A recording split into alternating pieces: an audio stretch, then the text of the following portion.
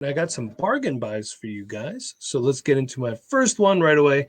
This is Brian Robinson, running back for the Washington Commanders. DLF ADP is running back 35. Keep Trade Cuts ADP is running back 34. Mike, why would you want to buy Brian Robinson when Antonio Gibson is Nate's buy low? And I get that. Not everybody can buy Antonio Gibson. Let me tell you why I want Brian Robinson. We all know Gibby is expected to take an uptick and work. I still think Brian Robinson gets a very healthy workload. Let's not forget, he did get shot last year, which he recovered from clearly, and he came back. He ran 205 times for 797 yards and 2 touchdowns. Didn't really add much in the receiving game. Only 9 catches for 60 yards. Did have a touchdown. 75% catch percentage for what it's worth. He did have 12 targets. So not the biggest receiving back, but maybe that opens up a little bit more with Bieniemy's offense. And speaking of Bieniemy's offense, it's a question I have. Would you rather have Isaiah Pacheco or Brian Robinson? Because Brian Robinson did, in fact, outperform Isaiah Pacheco in fantasy points per game, 9.4 to 7.9. He only played in 12 games, and for what it's worth, Pacheco played all 17. He finished last season as running back 43. Pacheco was 37. And I expect both Robinson and Washington's offense as a whole to be more efficient this season. He's got a whole off season now with the team. He's healthy. He's ready to go. And I think he's a good back. This may be a case of better for NFL for fantasy total, but the fact of the matter is we're talking about value here, and I think the value is really good. What is his value? Slightly less than a single 24-second, but it's close to about 2 24/3. You could also choose to move on from guys like James Conner, Dalvin Cook. You get plus assets for Dalvin Cook, or hear me out. You add something to Jamal Williams. His value is 46.3 because even though he's going to eat with Kamara out for 3 games, the New Orleans backfield is still more crowded than in Washington. We know it's going to be Brian Robinson. We know that Antonio Gibson's going to get some snaps. Maybe they'll put him out at slot. Maybe they'll put him out at wide receiver. So I think there's plenty of room for Brian Robinson to eat. He's going to get a decent amount of touchdowns, I feel. I think the Washington offense as a whole is going to be better. I'm all in on Brian Robinson. If I got to throw out a couple thirds, I mean, look, I understand that people are going to say it's foolish. Go back and look at your drafts whenever you're thinking about stuff like that, and look at your second and third round picks and look at the hit rates because they're kind of iffy. And sometimes it even happens in first round picks too. It's happened to me. It's happened to you. It's happened to everybody. So look at those picks, look at what the hit rates are. And you might be thinking to yourself, yeah, I'm willing to move these picks for proven player. Bob said it on one of his strategy videos that he did with Zach. Look, especially in a startup, don't go chasing high upside for these players that have never played over proven veterans. And a third round draft pick, if I'm giving up 2 of those and I have a bunch of picks for a guy like Brian Robinson, already in the NFL, already an established running back, I'm going to go ahead and do it. For my next pick, Paris Campbell, wide receiver for the New York Giants. So check this out. His ADP on DLF, his ADP is wide receiver 85. Keep Trade Cut, it's even lower, wide receiver 88. We know the deal with Paris Campbell. We all really liked him coming out, but he's missed some considerable time in his career. He had 2 foot fractures. He had abdominal strain, an MCL and PCL strain at the same time. But in 2022, he played in all 17 games. He had a career year, 63 catches for 623 yards and 3 touchdowns on 91 targets. Now, on a different team, those with the Indianapolis Colts, he comes into a situation in New York where there's a lot of question marks. He could be an answer to one of those. The New York Giants wide receiver room is actually crowded, but it's also extremely untested. I mean, we got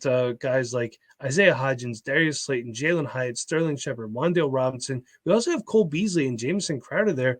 But I think that Mike Kafka and Brian Dable, another year with Daniel Jones, getting a good guy like Paris Campbell in there, a good receiver, I think it could be wheels up for both him and Daniel Jones, who I've been pretty high on. No quarterbacks in this video. I just didn't really think that there's any quarterbacks with a low enough value that are going to do anything for your fantasy team this year. Last year, my guy was Jared Goff, so kind of just skipped over the quarterback position.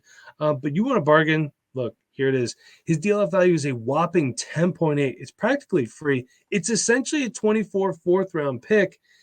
I was trying to get him for a fourth-round pick. It didn't work, so the value does not align here. You're going to have to try for a third. I haven't been able to go back, or anyone that I countered with the third, I just didn't hear back from. All right, so let's get into my next one here. That's Elijah Mitchell, running back for the San Francisco 49ers. His DLF ADP is running back 45. His Keep Trade Cut ADP is running back 47. Why would I want to buy Elijah Mitchell? I know Christian McCaffrey's there. He's coming off a great season, But this is all about value. Again, Christian McCaffrey has been known for missing time in the past. 2022 was his first full season since his record-setting 2019 season. In fact, there are many people that believe, myself included, that had Mitchell not gotten hurt last year, he might have done enough in his rookie season to hold on to the job. Let's not forget, he beat out not one, but two third-round draft picks for playing time, Trey Sermon and Tyron Davis-Price. Trey Sermon now in the Eagles. He's kind of questionable to make that roster. TDP is still there, so we'll see what happens there. But in his breakout rookie season, he played 11 games with 10 starts, 207 carries, 963 yards, and 5 touchdowns.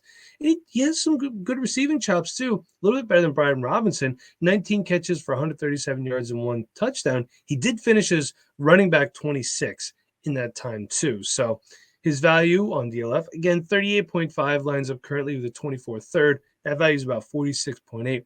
I think it's fair value, especially if you have CNC and you want to handcuff him, or you think he's a good value buy as a flex or depth piece, which I think he is. I actually really liked Elijah Mitchell. I thought watching his film, this is a guy that could come in and be productive, and we saw that that's the case. We've seen what the Kyle Shanahan system can do with running backs. He was a 6th-round draft pick, and I have a ton of Elijah Mitchell, just like I have a ton of Zach Evans.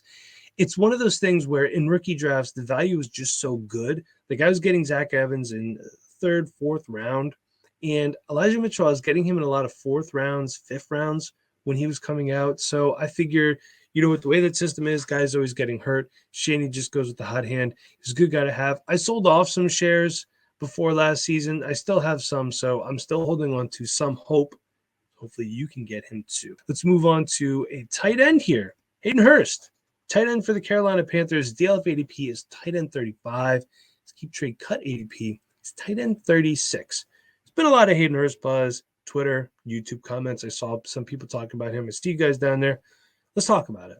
He's in Carolina now. The wide receiver depth chart has an extremely high ceiling, okay, because we know what a lot of these guys could do. It also has an extremely low floor. DJ Chark is still chasing his 2019 season with Jacksonville, where he had 73 catches for 1,008 yards and 8 touchdowns. Okay, that's like 4 years ago now. Adam Thielen is aging out. Jonathan Mingo is untested, but he has been getting a lot of snaps in preseason. And Terrace Marshall just hasn't lived up to the hype. Laviska Shenault is Laviska Shenault. Sorry, Nate. Give me a tight end security blanket with a rookie quarterback. Same can be said about Dalton Schultz. I've touched on him already. I believe he was a value buy for me last year. I'm not going to talk about him today. Hayden Hurst still cheaper than a guy like Dalton Schultz. In case you're wondering why I think he could have a good year on a bad team while he wasn't great with Cincinnati, Joe Burrow had far more elite passing options than Bryce Young will this season, but he still posted 52 catches for 414 yards and 2 touchdowns. He also did miss some time with injury last year. So, look, spell it for me, CHEAP, cheap. His DLF value is 10.5. That currently lines up with the 24 fourth, which is 12.9. You might be able to get him for that. There's a possibility that he's on waivers in some leagues. Maybe some people have given up or used as a throw-in. I find that it's really hard to get players like this, even if these are bargain buys. For 4th-round picks, 5th-round picks, people just don't want to budge for players' 4th-round picks. So, I'm just giving you values. I'm lining up the pick value. You might have to be creative with moving some players for getting some guys like this. Now, I got to give a shout out to my man Caleb, because he was talking about this in our Patreon chat. And if you want to talk to guys like Caleb, me, Bob, Nate, Chev, Pork, Sean, all the guys, patreon.com/Dynasty Rewind. Let's talk about Jake Ferguson, tight end for the Dallas Cowboys. His DLF ADP is not available, guys. I read it 3 times. He's not on there. But on Keep Trade Cut, his ADP is tight end 21. For what it's worth, Luke Schoonmaker, I'm just going to say it the way we would say it in Eastern Pennsylvania. Luke Schoonmaker is tight end 24, so a guy who's never stepped foot on the field, better ADP than Jake Ferguson, who appears to be the starter. I previously touted to buy a guy like Peyton Hendershot. I mean, he was on waivers everywhere, so you could just go throw a couple fab dollars for him, get Peyton Hendershot, and turned out to be a Luke Schoonmaker fan. I like the guy. When I saw what he put on film, I was a fan, but Jake Ferguson appears to be the de facto guy at tight end in Dallas for the time being. Again, shout out to Caleb for bringing this up. You're the guy I got this idea from. Dallas Cowboys have no problem using the tight end position, even though they got a guy like CeeDee Lamb, Michael Gallup. You got a bunch of other wide receivers there as well. Let's look at the last 3 years. Dalton Schultz has led the tight ends in receiving in Dallas all 3 years. So in 2020, 63 catches for 615 yards and 4 touchdowns. In 2021, 78 catches for 808 yards and 8 touchdowns. Last year, 57 for 577 and 5. So that averages out to 66 catches for 667 yards and 5.5 touchdowns per year. When I stat this out, I'm just going for 5 touchdowns. If he hits just that average, that's 162.7 fantasy points with no tight end premium, okay, which is 9.57 fantasy points per game if all 17 games are played. That would have put him at tight end 7 above players like Pat Freiermuth, Cole Kmet, who led the Chicago Bears in receiving last year, and Dallas Goedert, who did miss 5 games with the shoulder injury, but still would have put him above him. His ceiling is high, even if he just averages out what the Dallas Cowboys have done at the tight end position the last 3 years. And I understand Kellen Moore isn't there anymore. Going off what we got here, so ceiling's high. His floor looks safe for value buy as well. We can see he has a clear path to production. He didn't do much at Wisconsin, but you know what? Offensively, unless you were running back for Wisconsin the last few years, you didn't really do much statistically. I'm kind of excited to see the milk rate offense this year. Let's see what Luke Fickell can do. He's another cheap player. His value, which is 11.6, lines up with the 24 fourth. I think you're going to need a third to get it done. People know that he's a starter now. I'm fine with paying that. I have no problem for paying for players I believe in, like Michael Gallup. I know I got heat for paying a second, but that could really pay off. And again, when you look at the hit rate on some of these players, it's really hit or miss with a lot of misses in the second and third round. So no problem paying up for a guy like that. All right, so I got one last one for you here. Another tight end. And look, I know I talk about tight ends a lot, but the fact of the matter is there's only one Mark Andrews, there's only one Travis Kelce, there's only one Dallas Goedert, or guys like this. You have to find a competitive advantages. Sometimes you have to do that through value. So Gerald Everett, tight end for the Los Angeles Chargers, his DLF ADP is tight end 27, his keep trade cut ADP is tight end 32. I had some questions for you guys at the end, so stay tuned too. He was tight end 13 last year, and he averaged 9.3 fantasy points per game. To compare, a lot of people are high on Juwan Johnson from the New Orleans Saints, and he only averaged 8.4 fantasy points per game. And don't tell me it doesn't matter. It's only 0.9. If you've ever lost the game by 0.1, you would have been happy to have that 0.9 in that circumstance. I considered Cade Otton for this list, but he's only putting up 5.3 fantasy points per game. Talked about it a lot. I think Cade Otton's a little harder to move to get on your roster because he's still younger. People still believe in him. So he's also in an offense with some really serious question marks at the quarterback position. I'm going to bank on a better quarterback situation here. We all like Justin Herbert. We're high on him. He's going to be around for a while.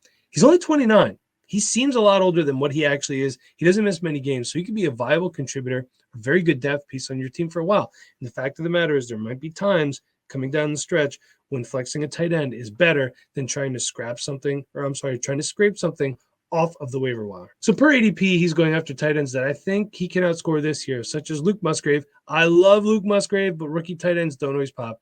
Dawson Knox, Mike Gesicki, and Luke Schumacher. Okay, he's going after these guys. Dawson Knox, there's question marks. They drafted Dalton Kincaid.